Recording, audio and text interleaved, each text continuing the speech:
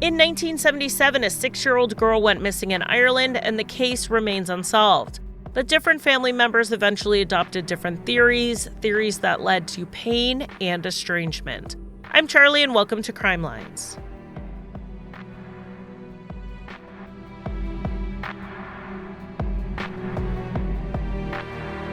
Welcome to Crime Lines and the last episode of 2023.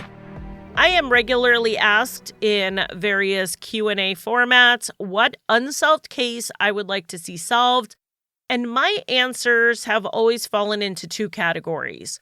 First is my out of curiosity case, and the other is a true mystery that I want resolved for the sake of the family. So kind of my selfish I want to know the answer case, and then also my case that is more focused on the victim's family. The first, the out of curiosity case, for so long was the disappearance and reappearance of Sherri Papini.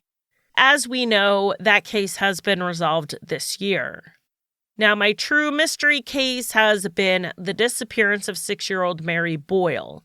And the reason was the deep rift that eventually grew within the family. When I saw interviews from Mary Boyle's sister and mother, I just wanted to fix things for them. But I could see how deep this went, and a resolution as to what happened to little Mary Boyle would have gone a long way, not just giving answers to the family, but it could be a bridge to mend some of those fractured relationships. I originally covered this case on my old podcast, and I don't usually redo episodes I've already covered. So many of you used to listen to my old podcast and then followed me to Crime Lines, which I absolutely appreciate. And to show that appreciation, I want to continue to give you new content. But seeing as the Sherri Papini case was solved, it felt fitting to cover this one this year as well. There is a bit more information that I'll be able to share this time around that I couldn't share last time, which might help give some more context. This case is often called Ireland's Madeleine McCann, even though it predates Madeleine's disappearance by 30 years. Mary Boyle is the longest missing and youngest missing person in Irish history. Mary and her twin sister Anne were born in Birmingham, England on June 14, 1970. The girls were identical twins, with Mary being just a few minutes older than Anne. Their parents, Charlie and Anne, already had a young son named Patrick. Now, having a mother named Anne and a daughter named Anne will get confusing, so I'll call the other Anne Sr. if it's necessary to differentiate. Charlie and Anne Sr. were both from County Donegal, Ireland. Charlie was from a small island called Owie, and when he grew up there were about 100 people living on the island year-round. As the island has no public utilities like water or electricity, interest in living there year-round faded until the school, which had one teacher for all grades, closed in 1971, and the last two families moved to the mainland in 1974.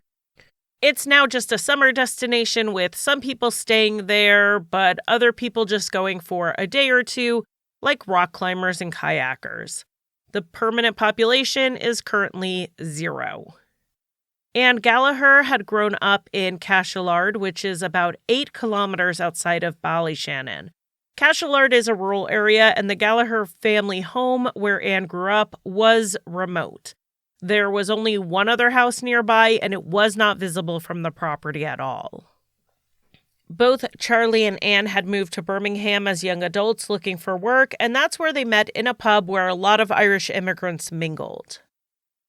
They married and had their 3 children in Birmingham, but when Patrick was about 3 and the twins were 2, Anne and Charlie were growing concerned about raising their kids in the city. A big city comes with big city problems like crime and drugs. They debated what to do, and Anne Sr. was considering a big move. She wanted to go to the United States. But Charlie missed Ireland and missed being near family and being near the water. So he talked her into moving back to Donegal in 1972. They lived briefly with family on Owie Island while they looked for work. They eventually moved to the Burtonport area on the mainland. Charlie worked both as a fisherman and also in a factory, while Anne found employment as a bus conductor, and the family of 5 settled in. As Mary and little Anne grew up, Mary was clearly the chattier of the two, but she was also more cautious. Anne would run and play and climb, always trying to keep up with their older brother, while Mary would rather sit in the house and chit-chat with the adults, talking her mom's ear off while she did housework. But often Mary wouldn't want to be left out or left behind, so she would follow Anne and Patrick out to play, which helped her be a little bit more adventurous. While the family was living in Burtonport, they would go down to Cashel as they could for family events, which is why they headed down there for St. Patrick's Day 1977.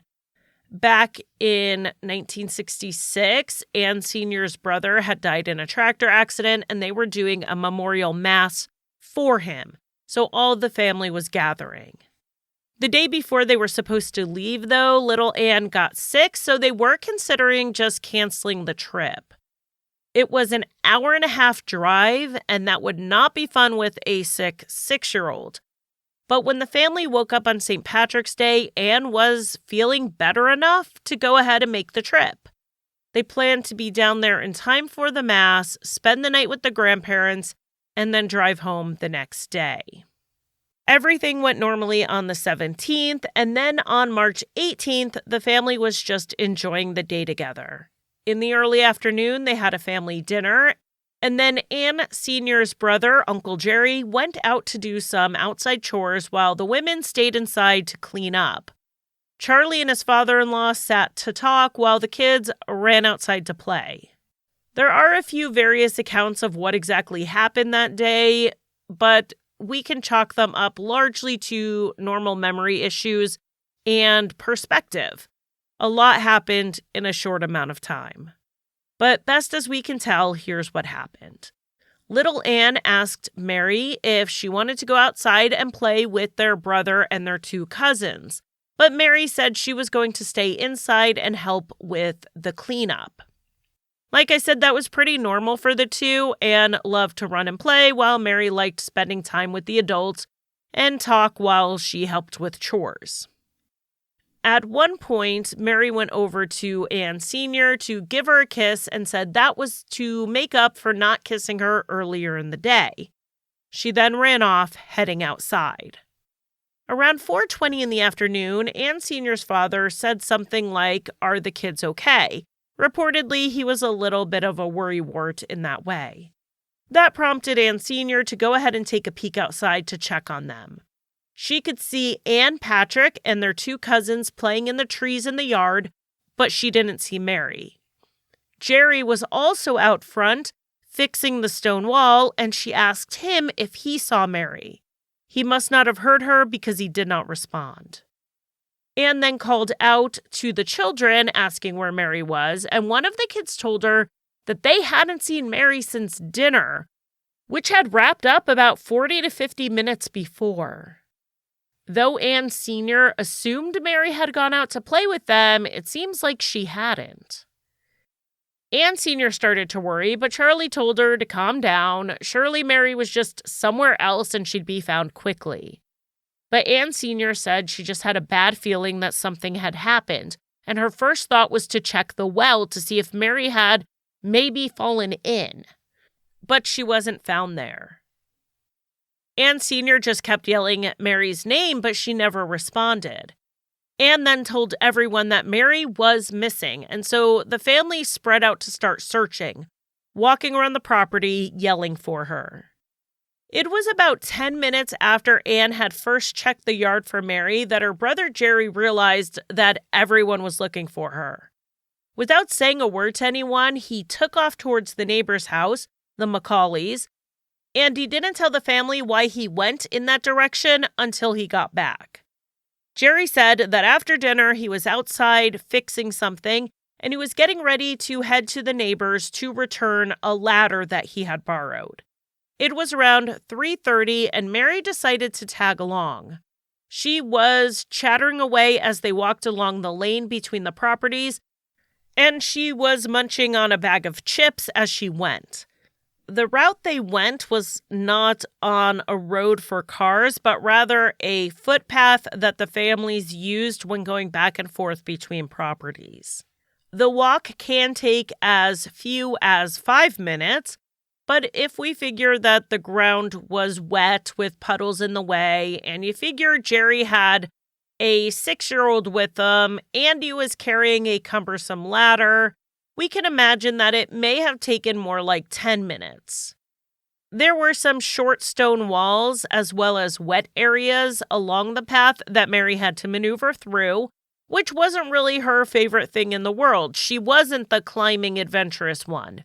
But she did fine on her own without her uncle's help, according to Jerry, until they came to a spot that had been pretty much washed out.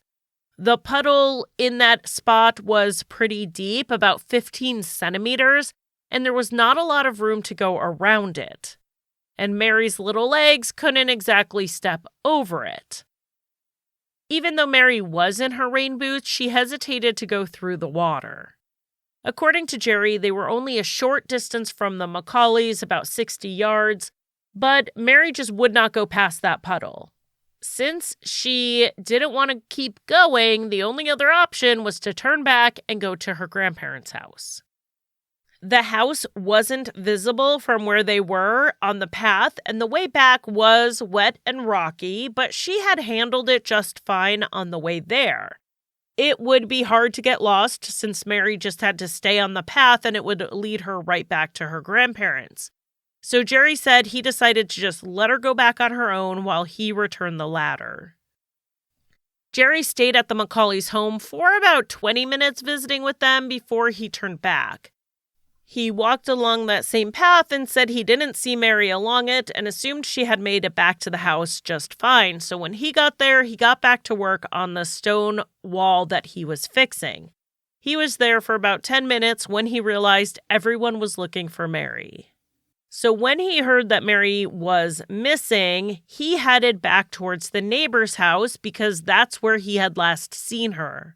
Maybe Mary had gone off the path and they could see where she wandered off.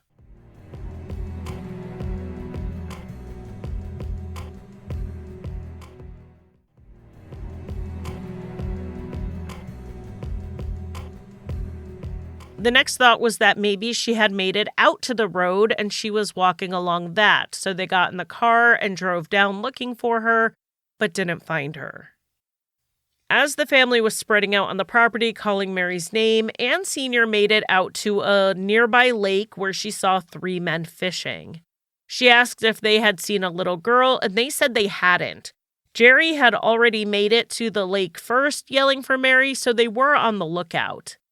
Ann Sr. asked if they could call the Garda station because the old farmhouse did not have a phone. Because people weren't looking at their watches as they were searching for little Mary, the call to the station is our first solid point on the timeline.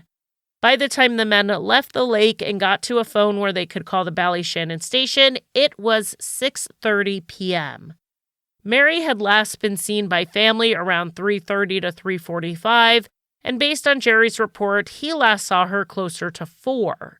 So at a bare minimum, Mary Boyle had been missing 2.5 hours before the police were called.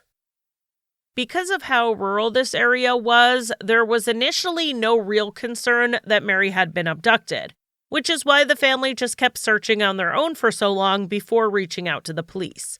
They had assumed she was a 6-year-old who had wandered off and gotten lost.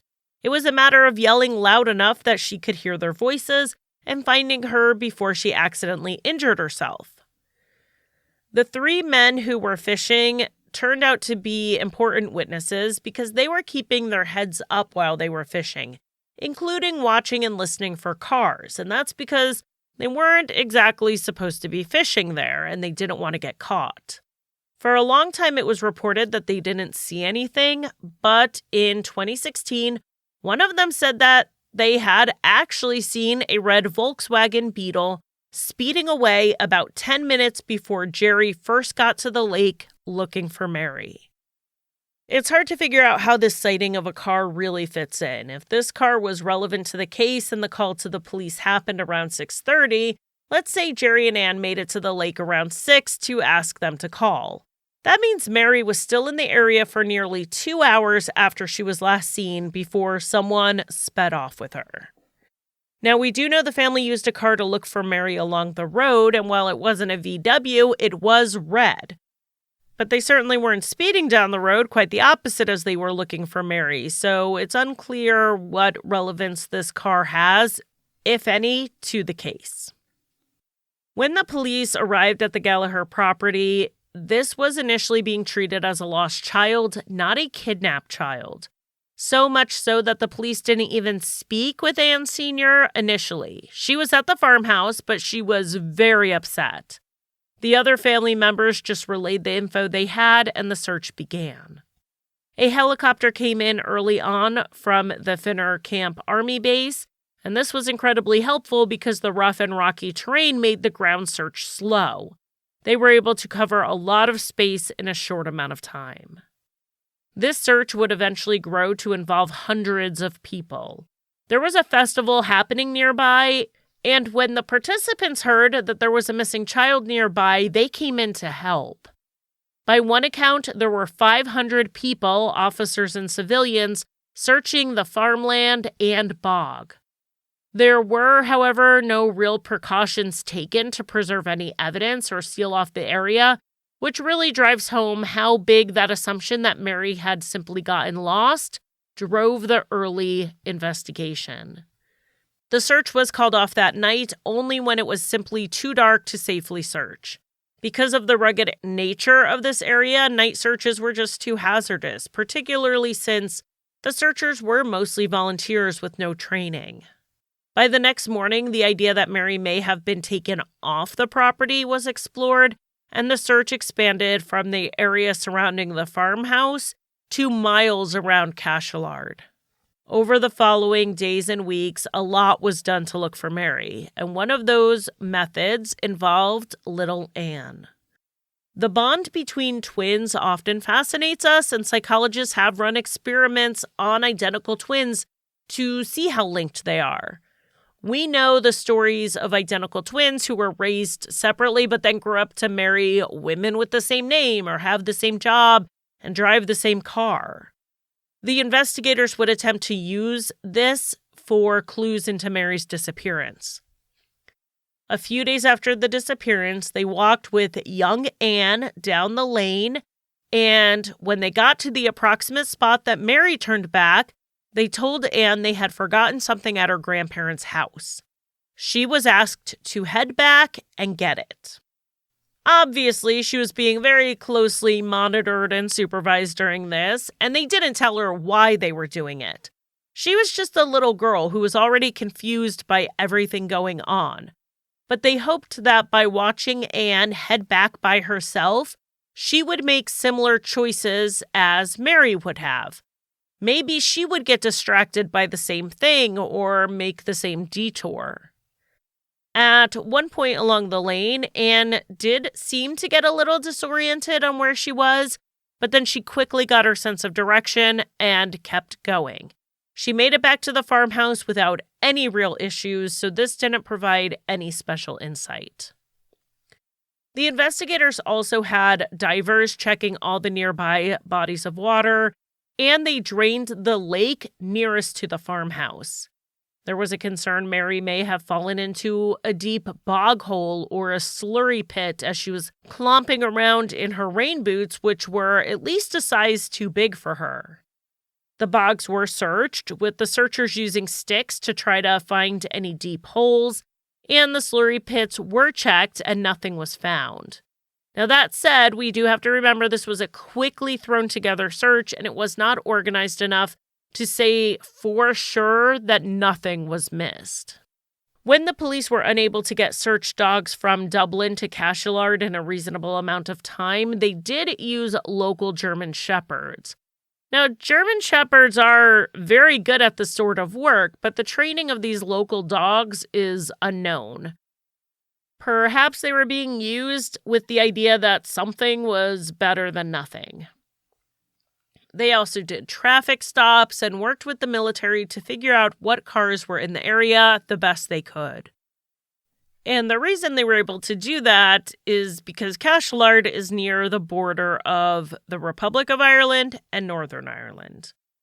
There were a lot of people who wanted a unified and free Ireland, and a paramilitary group called the Irish Republican Army emerged in the late 1960s and were pretty active in 1977. Security forces were already in place in that area trying to keep an eye on things, so they were able to identify some vehicles that were in the area, but none of the leads panned out. When Mary went missing, she was wearing a purple cable knit cardigan sweater, brown jeans, and rain boots that, like I said, were too big for her. Her hair was tied back with a white and purple ribbon, but not so much as that hair ribbon was reportedly found. And because nothing was found, the theory of this being an abduction seemed to get some legs. And it's the theory that Anne Sr. seemed to lean on, especially early on. Mary had wandered from the lane to the road, and a stranger passing by picked her up. Anne believed, or at least wanted to believe, that it was someone who saw an adorable little girl and wanted to raise her as their own. As for why Mary would have left the lane to go up to the road, the day before they had been in town at church and they stopped at some of the shops. Mary had seen the sweets and the toys, and in that impulsive way 6-year-olds can be, maybe she simply wanted to walk into town to look at the shops again. Many dismissed this as a reasonable theory. The farmhouse was in a rural area without a lot of cars going by, and with the military checkpoints and patrols in the surrounding area, it would really be risky to pick up a child and just take off.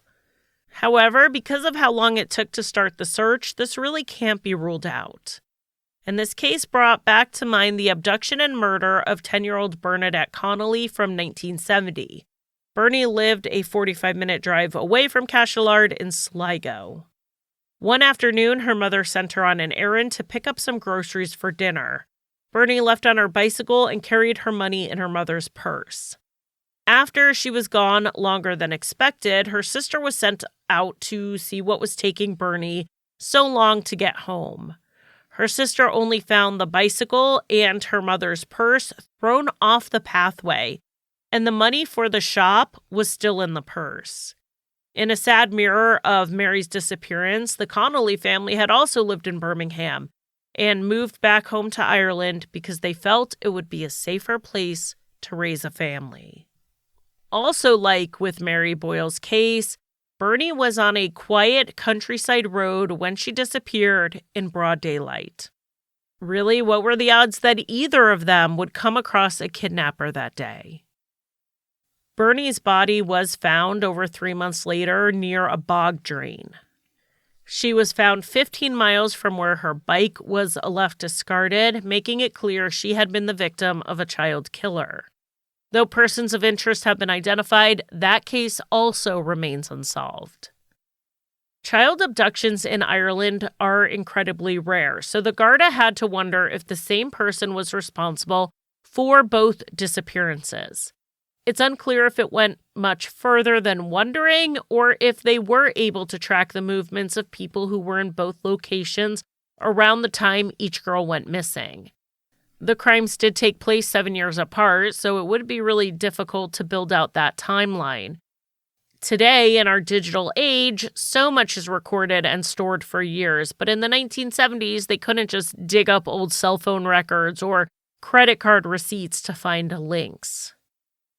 In later years, the police would pursue a known Scottish sex offender, abductor, and murderer named Robert Black as a suspect in Mary Boyle's disappearance. In 1990, Black was arrested after he was caught abducting a 6-year-old girl in full view of her neighbor.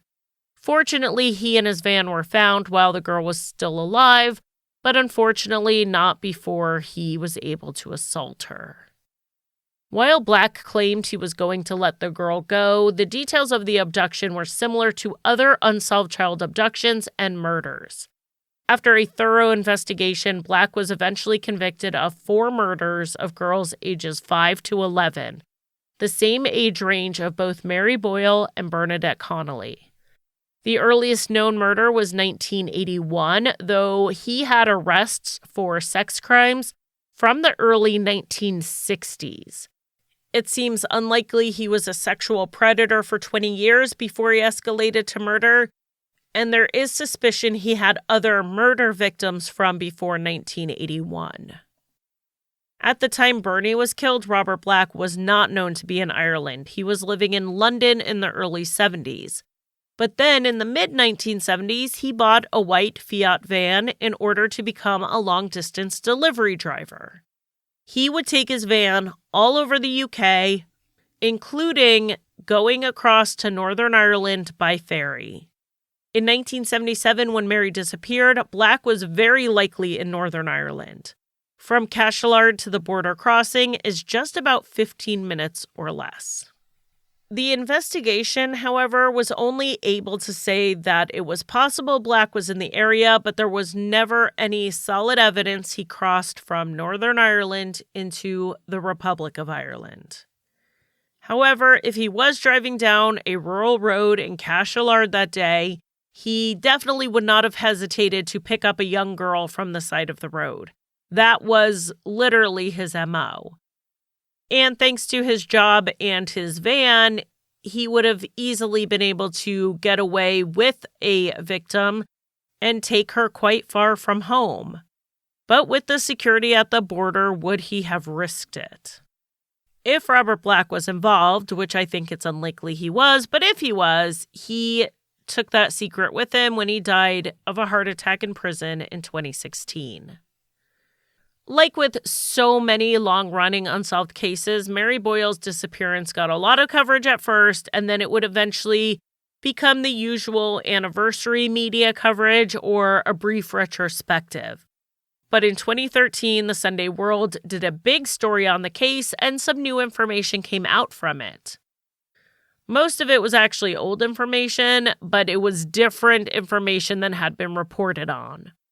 The reporting was again and again that nothing was ever found on any of the searches, but that may not be true. Volunteer searchers in 1977 actually found disturbed soil in a boggy area of the family's property just 2 days after Mary disappeared. It was described as a 2-foot by 4-foot rectangle. One of the searchers pulled back the top layer a little bit and saw what he thought looked like brown hair.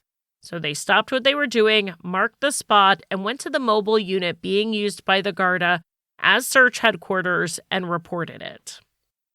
It's alleged that in spite of this area being mentioned that day and at least 2 more times over the years, the Garda never followed up.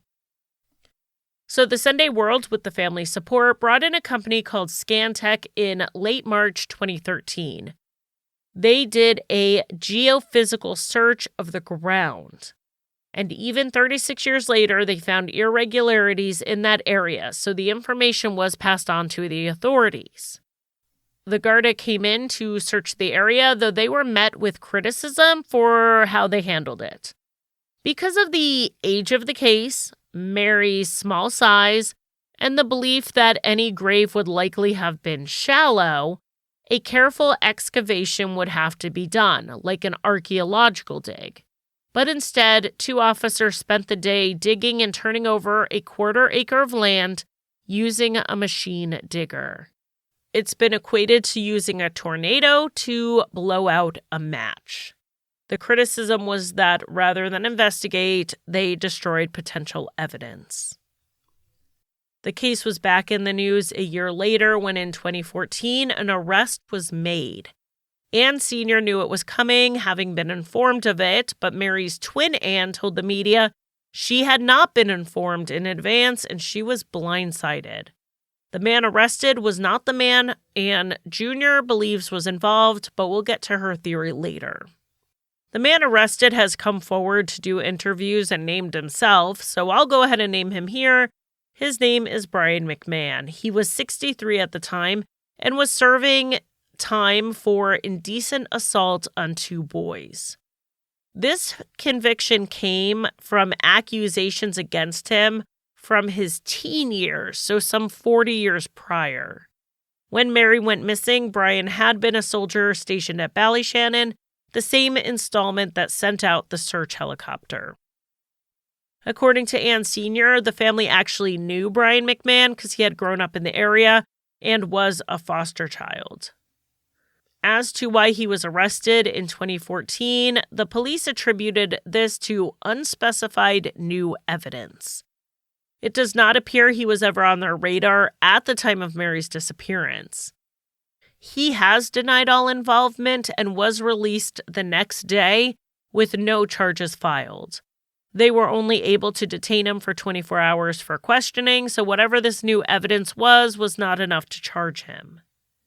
Like I said, he maintains his innocence and says that while he may have been stationed relatively nearby, he did not know Mary Boyle and he did not have a car, so how could he have taken her?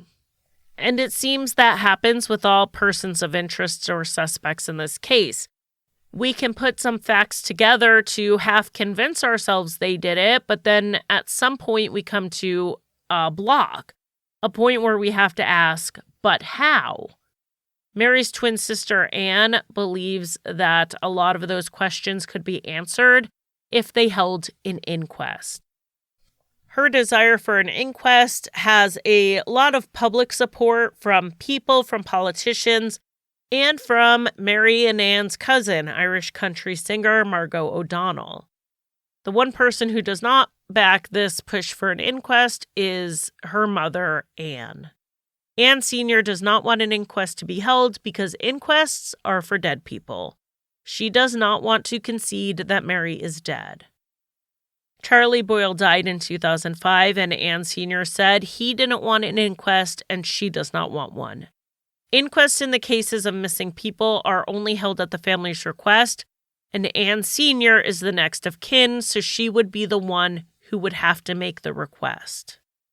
Young Anne has tried to get support from other people in the hopes of getting an inquest done, even if her mother doesn't want it, but so far the government hasn't budged. In 2016, the documentary Mary Boyle, The Untold Story was released. This documentary covered a lot of ground in the case, but it wasn't entirely unbiased, as it did lean towards a suspect. I'm not saying that as a criticism because I don't believe that documentaries need to be completely neutral. I'm just saying this as it is a fact. One bombshell that came out of this documentary was that two of the investigators said that a phone call came into the station from a local politician. The call was taken by an orderly at the station, and he was told that the police needed to drop their investigation into a particular person close to the family in regards to the disappearance of Mary Boyle. The documentary aired this information without naming the alleged politician who allegedly made this call. But people came up with their own theories, and a lot seemed to look at Sean McAnuff.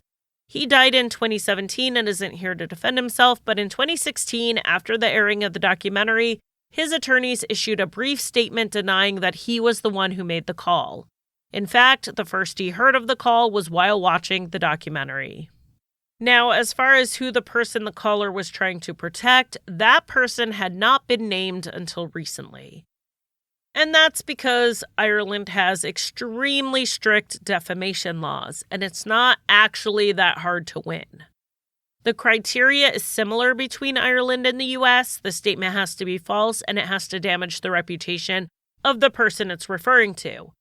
And in both countries, a valid defense to the claim of defamation is that it is the truth. But in the US, the plaintiff has the full burden to prove the statement is a lie. The defense can and should try to prove it's true if that's the defense they're going to, but the burden still lies with the plaintiff. In Ireland, the burden of proof shifts. The person defending the statement by saying it's true has to then prove it's true. Shifting that burden makes a huge difference in both the likelihood of success of a lawsuit and in having the motivation to bring one. It's a lot scarier to bring a lawsuit when you know the burden of proof is largely on you. So when people were discussing the case of Mary Boyle and their various theories, they wouldn't even say neighbor or family member when discussing it because that can be too identifying in Ireland. If one person reads your description of who you're talking about and can identify them, you can be sued for defamation. In one case, a former Garda commissioner was awarded £30,000 in damages for the use of a graphic which featured his ears in a TV program about corruption. His ears were considered too identifiable. And to bring it back to this case, Sean McEniff did sue the filmmaker for defamation, though he died before the case was resolved. As for the person the politician was trying to protect, even though many wouldn't say it out loud, it was widely assumed online that that person was Mary's Uncle Jerry.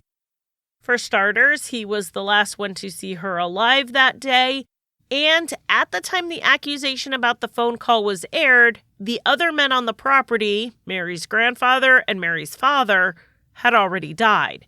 You can't defame someone who was dead already, so if everyone was worried about saying this person's name, and it was a family member, and it was a man, process of elimination leaves us with Jerry. Jerry died in early 2023, so you will now see him named much more openly. One of the officers who made a comment in the documentary about that phone call has come out and said that the information about the call needed a little more context. He said he did not take the call and he didn't even hear about it until later down the road. So the call did not impact his investigation into Jerry or anyone else, and he denied anyone above him warned him off one path or another. But another investigating officer said that they were interviewing a local man who they suspected at the time, but the interview was interrupted. He believed that if they had another hour interrogating the man, they would have gotten somewhere. And so this brings us to the rift in the family. Anne Sr. has not publicly voiced suspicion that her brother was involved in what happened to Mary. However, Mary's sister Anne absolutely has, even though she has refrained from saying his name. She believes that Mary had been sexually abused and killed to cover it up. Now, Anne Sr. has taken offense to these statements and some others, and basically said she wouldn't speak to her surviving daughter again until she apologized. As for the younger Anne, she said she's done and said everything in order to get justice for Mary, so she sees no reason to apologize. But it wasn't just the statements made that caused the problems. It was the fallout from them. Anne Sr. started getting very disturbing letters, some written like they were from Mary herself, and they were calling her out for helping cover up Mary's murder. There were direct threats made as well, which is so unbelievably disgusting. It's clear that both Anne Sr. and young Anne are still grieving Mary, and really sending hate towards either of them isn't getting any justice for Mary Boyle. Things were so bad at one point that they weren't speaking, and Anne Sr. took to sending her daughter a cease and desist letter. The good news here, though, is that they have recently made amends and are hoping to keep the peace with each other. Aside from Jerry's death, that really is the big update here. They are doing what they can to stay a joint unit, even if their views on the case just aren't the same. There is some more information that has come out since the 2016 documentary. In November 2017, two men came forward claiming that when they were teenagers, they participated in the search for Mary Boyle. While searching, they found a cardigan, supposedly matching the one Mary had been wearing. They said it was near a lake about half a mile from where she was last seen, and the sweater was turned over to the Ballyshannon Garda, though it has never been reported as having been found. The Ballyshannon Garda said at the time they were taking the claim seriously and were working to determine what happened to the cardigan. It could have been turned over and lost, or it's possible that a sweater was found, but quickly identified as not being related to the disappearance and discarded, but it wasn't noted in the file. The disappearance of Mary Boyle is still an open case, with some thinking the answer will be found only after a full search of her uncle's property. Some still believe the answer is outside of the family, but in the end, no one can say for sure what happened. Unless someone else out there does know something, and if that person is you, you can call the Ballyshannon Garda at 353-71985-8530.